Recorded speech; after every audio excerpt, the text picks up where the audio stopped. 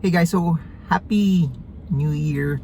This will be a very raw vlog because you know me, every time I have the chance to share, every time I have the chance to give you guys information and give you valuable content, I'm gonna do so and as much as possible. So the time limit for this video is up until my wife arrives. So she's over there. She's buying groceries and some items for tomorrow for the celebration of New Year, or at least New Year's Eve, and then for uh, some other items na gusto niyang bilhin habang nanonood ng Netflix or Amazon Prime. But anyways, Happy New Year to everyone. We just finished the last trading day of the year yesterday, and I just want to share bits and pieces of, I guess, just recounting several things that happened from where we were at the middle or at the start of the year to where we are right now. So I want to start this off from, I guess, the start of 2020. Yeah, that the market wasn't really moving as much. Foreigners were still selling. Foreigners were still going out. No, and this was prior to the pandemic already. I wanted to point out that foreigners were selling prior to the pandemic, as you might have forgotten already, way before this entire lockdown recession that's happening in the Philippines. One of the biggest things that brought down our markets was mainly the trade war, which brought uncertainty, which brought outflows out of emerging markets, and the Philippines is part of that particular emerging market. So the difference between what's happening at the start of the year for 2020 versus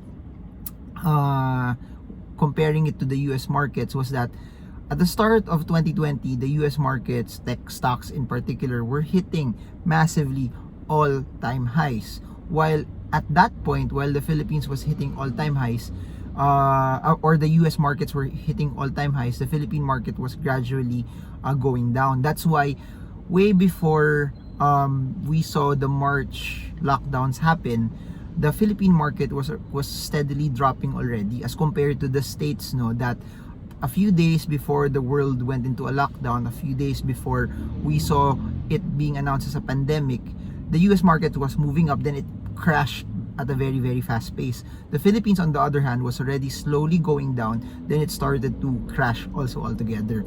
I wanted to share, recounting everything, no, that while all of that was happening, I made videos comparing this particular crash to the 2008 crash.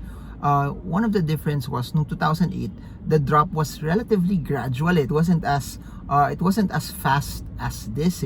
We did not see the downward move pretty much drop in just a couple of days. In 2008, it was spread across a couple of months. Then it got pushed even further by the news of the Lehman Brothers bankruptcy and then the credit default swaps, etc.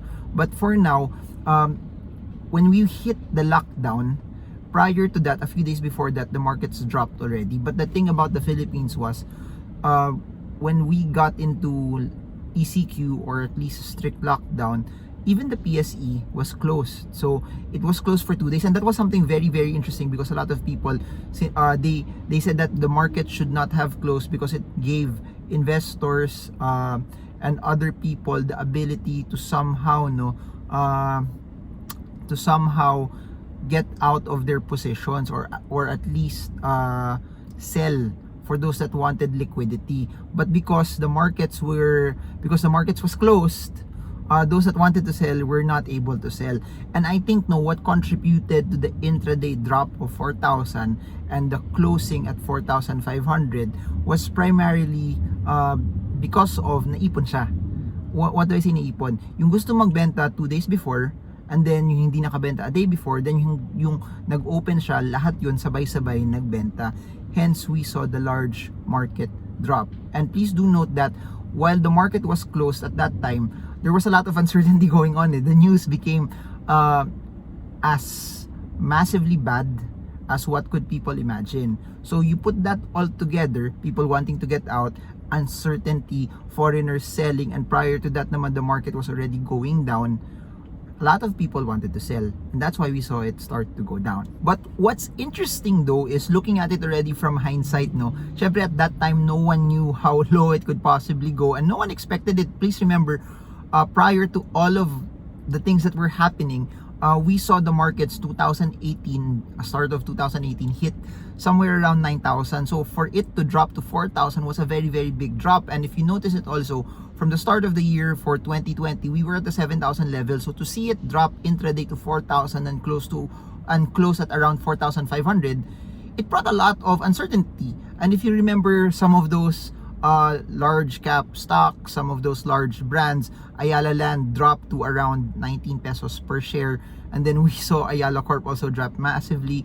Then in the same manner, BDO, SM Prime, SM, BPI, Metro Bank, Security Bank, Union Bank, PNB, the large banks, we saw them drop in a very, very large fashion. Then we also go to the fast food chains, from Jollibee to Max to Shakey's, we saw all of them drop. So it was something that was in a very, very systemic level. Large cap stocks, then all the way down to those that have been relatively considered as speculative, or even the companies that they really didn't have income or bad income results from the previous year. Lahat sila nagsibagsakan. So at that point, when it was going down, no one knew it. People were just thinking, how will we survive this virus? This is something that we have not seen or understood, or at least encountered before. So that being said, I think it was the uncertainty, the fear of the virus, and the effects of the virus that caused people to be scared. Now looking at it from where we are now, it looks that the market will close lower than where we were in 2019 for sure. However, no one knew that we would go back at least to the 7,000 level. No one knew that SM would be very, very close already to its all-time high, would be very, very close to its resistance. No one knew also that at a certain point within the year, pure gold would hit 27 at the lowest point. Then in the midst of the lockdown, push up and even hit 54. No one could have seen that at that particular point in time. And in the same way, no one could have known that Ayala Land dropping to 19, closing at 24, seeing it hit 42 as we close the year, it wasn't something that people imagined. And ganun din, even for Jollibee, hitting around 90 pesos, to see it go to around 208 this year, and to see it slip to below 200 as we close the year, it wasn't something that was projected. So why am I saying this? Couple of things. Number one, at the end of 2019, no one could have projected that this would have happened. In the same way, March 2020, going to where we are now, no one could have projected that these stocks would have bounced, would have gone up, and would have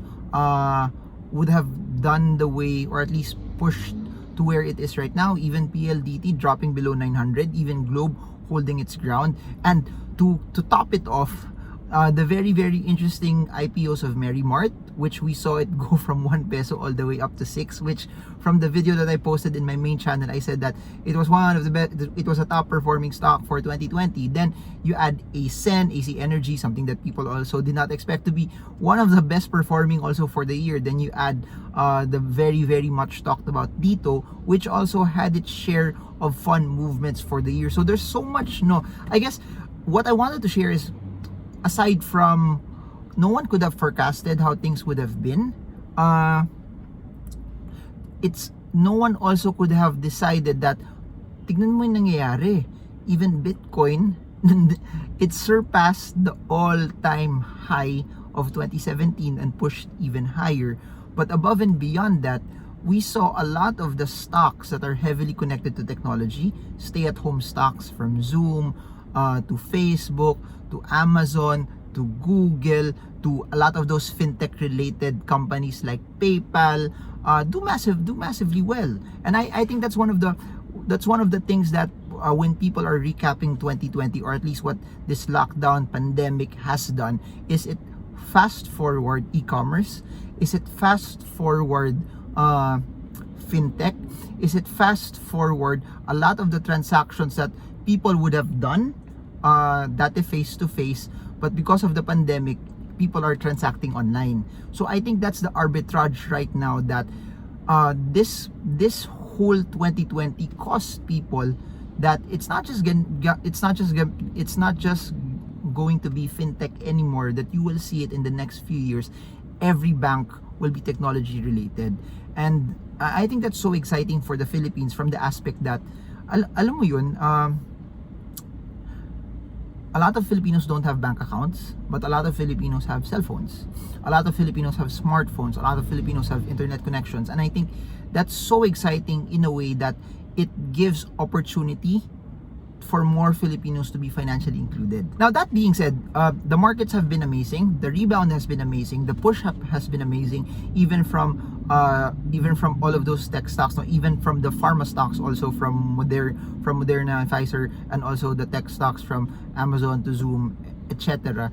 But I also don't want to underpin that the real economy, although we've seen things start to come back already, we've seen more and more people start to go out already, we've seen more and more people start to transact, more people have jobs already, the unemployment rate is slowly getting better, then people are more comfortable already going out, eating out, ordering out, buying stuff also, and somehow consumption is slightly going back to normal.